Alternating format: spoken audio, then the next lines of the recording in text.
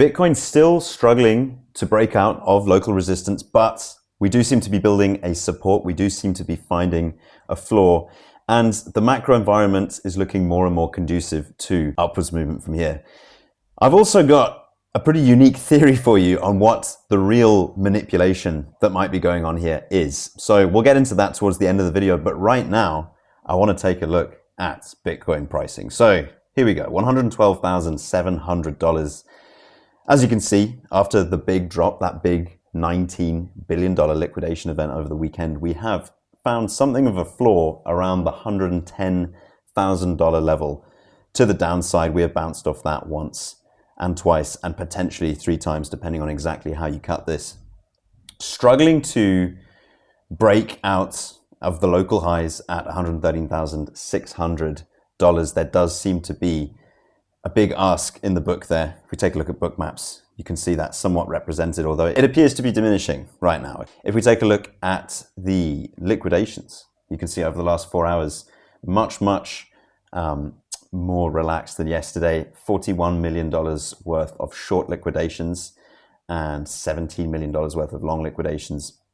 And that ratio is pretty much maintained over the last 12 hours. And you can see $68 million worth of short liquidations versus $42 million worth of long liquidations. So the key takeaways here are less liquidations overall, which is a good thing. A lot of people got wrecked yesterday. A lot of people got liquidated. I was saying, amazing, people still not learning their lesson, people still blowing up, even after that historic $19 billion liquidation event over the weekend.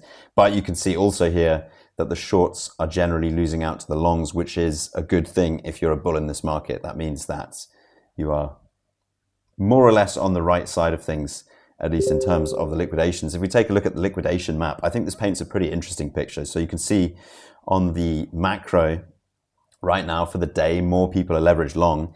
And the risk here is actually somewhat concerning, right? This gets all the way up to $1 billion plus down at pricing of about $108,000, which of course is on our Coinbase chart right around the bottom of the wick from that massive bloodbath that we had the other day. Of course, prices did go even lower on certain other venues, but something that I'm very aware of is there is $1 billion worth of long liquidation risk down at these prices. So in a scenario where we did fall away, where the bulls were wrong, where this wasn't yet the right time to buy, things could get very, very spicy if we were to break these levels. But of course, we've got to caveat that this is average liquidation risk. And this essentially is telling us that if prices were to teleport to those levels right now, that would represent over $1 billion worth of liquidations. It is unlikely we would move that quickly, but like we saw over the weekend, unlikely scenarios do play out. Now, if we look a little bit closer on this, we can see from where we are right now, trading at a price of about $113,000. Yes, there is long liquidation risk to the downside, but look at how this is skewed. Okay, we're much closer to much more short liquidation risk to the upside, and that is kind of the best hope that we've got for a runaway move to the upside right now. So I like to look at where the gradient of the chart changes. Again, this is absolutely not an exact science, if you could even call it that, but we're looking at about $270 million worth of short liquidation risk to the upside, sitting at about $114,000. And I've marked out on the chart here this block, which basically points to the peak liquidation levels that I'm looking at. Okay, so anywhere between the highs here, right, the local highs from today's up move at about 114,000 all the way up to about $115,500. So again, on the chart, $114,000 here, that's worth about $270 million worth of liquidations, all the way up to $114,500, about $370 million worth of short liquidation risk. So if we were to push up from here into those prices, we get into a scenario where we can start wiping out some of these short positions, start liquidating some of those shorts, and when shorts are forced out of their positions, when they are liquidated, they are forced to buy onto the market to cover those shorts. And that equates to increased demand and demand shock on the market, which would help the price move up quickly in that scenario. Sometimes that can lead to an overextension, as we've seen, right? This market has just been plagued with leverage, we'll say, particularly recently. And when we go through short liquidations, like on this move, prices tend to move away very quickly. And as we can see, what goes up does often come down because we get all of the lemmings jumping in on moves like this with long leverage, who in turn come to be liquidated themselves as well and forced to sell on the market, and then prices come down very quickly. So it's a game of tennis in terms of the liquidations, but I think key things here are, number one, we are much closer to that short liquidation risk in the micro sense, okay? Coming in, the start of that will be towards these highs again at about $114,000. And we do seem to be building a nice floor of support here down at about $110,000. And you can see on Bookmap here, that is somewhat corroborated. I remain in my long positions. We are down $116,000, but I'm not emotional about this trade, right? I'm not praying that the price goes up from here. It'd be nice and it would fit my analysis and it would result in the trade playing out and a win, but I'm not afraid to be underwater in this trade because of some of the reasons that I'm going to get into next. But essentially, I do think that this drop is going to prove to be a buying opportunity. Whether or not it is going to prove to be a buying opportunity at these prices is yet to be seen. But the hedge for that is not overexposing yourself to risk. And a big part of that is not over leveraging yourself on any one particular trade. And the next step of risk management above that is simply not putting a massive amount of money or a massive amount of money to you, whatever that may be, into a futures trading account. People do get blown up. Talked about that plenty over the weekend. Okay, that was what this whole massive down move was precipitated by. $19 billion worth of liquidations, and the majority of those were people leveraged long, getting absolutely blown up. Just a quick look across the alts here as well. Ripple faring a little bit better. Okay, this chart looks generally more bullish to me. And then Solana as well, looking even better. We're actually coming up right now to challenge some of the highs that we put in after this down move. And I've left on here the fixed range volume profile. So I mentioned in the previous video yesterday, I like to use volume profiles to contextualize a chart because they show us where volume has been done. So this line here is called the volume node. And that means that the most amount of business, the most amount of buying and selling through this move, through this range, time range that is, not price range, has been done around these levels. And as you can see, price likes to anchor itself towards those and generally moves slower within the higher volume areas of the chart and faster away from that, and it tends to come in to fill in those areas of low volume. So if we saw prices falling away, I would be looking to bid sol again around the high volume node here. If we zoom this out a little bit, right to the 7-day profile, you can see that the majority of average leverage in the market is short, and that is a big part of my thesis for why I think we're going to go up from here. Looking at the macro environment, Fed Powell says the end of balance sheet drawdown process may be nearing. Federal Reserve Chair Jerome Powell said on Tuesday the end of the central bank's long-running effort to shrink the size of its holdings, widely known as quantitative tightening or QT, may be coming into view. Now comes next is QE, quantitative easing, and that essentially means more liquidity into the markets, which is generally very bullish for risk assets like our Bitcoin, like our crypto. And this plays into the thesis of Arthur Hayes, right? I shared this article recently, actually. The upshot of this is his theorizing that market cycles in Bitcoin aren't in fact tied to halving cycles, but they're tied to liquidity cycles.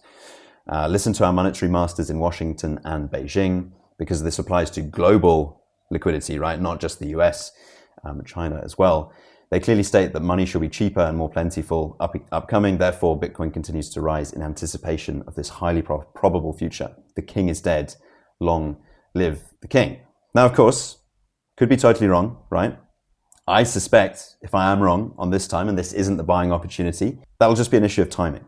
So if we take a look at Bitcoin on the daily charts, you can see that although this down move was historic in terms of the amount of liquidations that were driving it, right? $19 billion worth of longs liquidated. In a nominal value sense, or in a percentage sense, the drop hasn't actually been that big. So, right, to the wick of the candle here on Coinbase, you're looking at a drop of like 14%. If we go back even to the last sell-off that we saw in the bull run, in this bull run, it's more like 32%. Much, much bigger. And my point is, with that, there is plenty of room for us to go to the downside where this would still prove to be an incredible buying opportunity.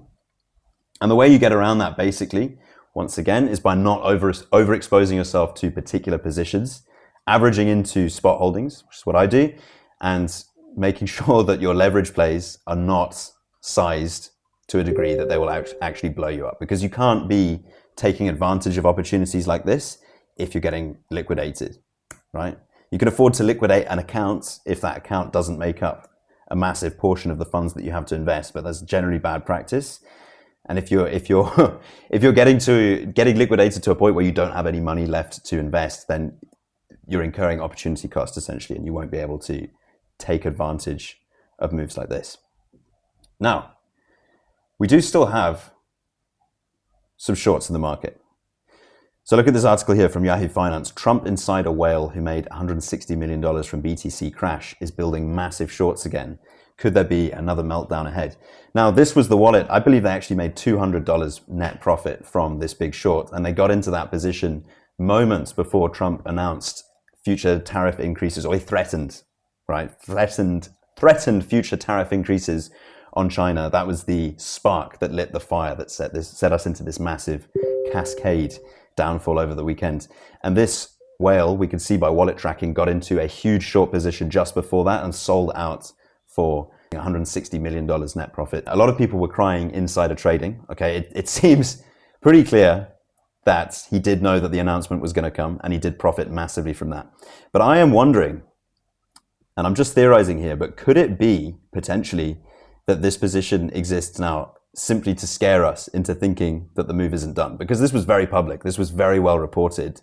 I think there could be potentially another layer of finesse going on here, where whoever is controlling this wallet is actually doing so now to try and keep prices depressed.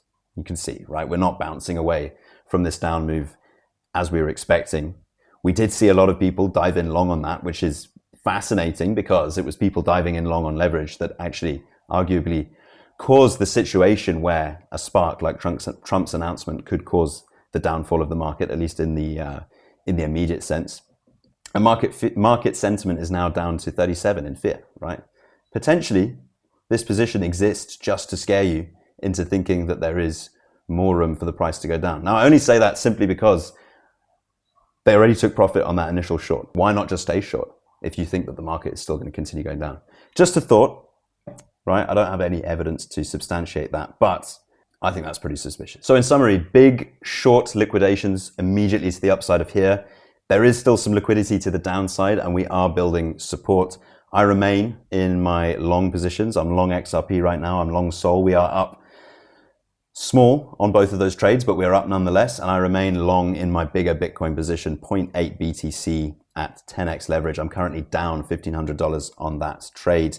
We have scaled into that, but the average price is still up at $114,600.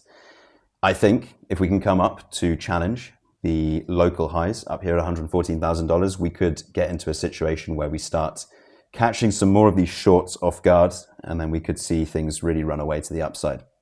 Could be absolutely long, could be absolutely wrong even, but as always, that's just what I'm looking at, that's just what I'm doing. Nothing I say should be considered financial advice. Thank you so much for watching. There's plenty more to come. Catch you in the next one. Bye.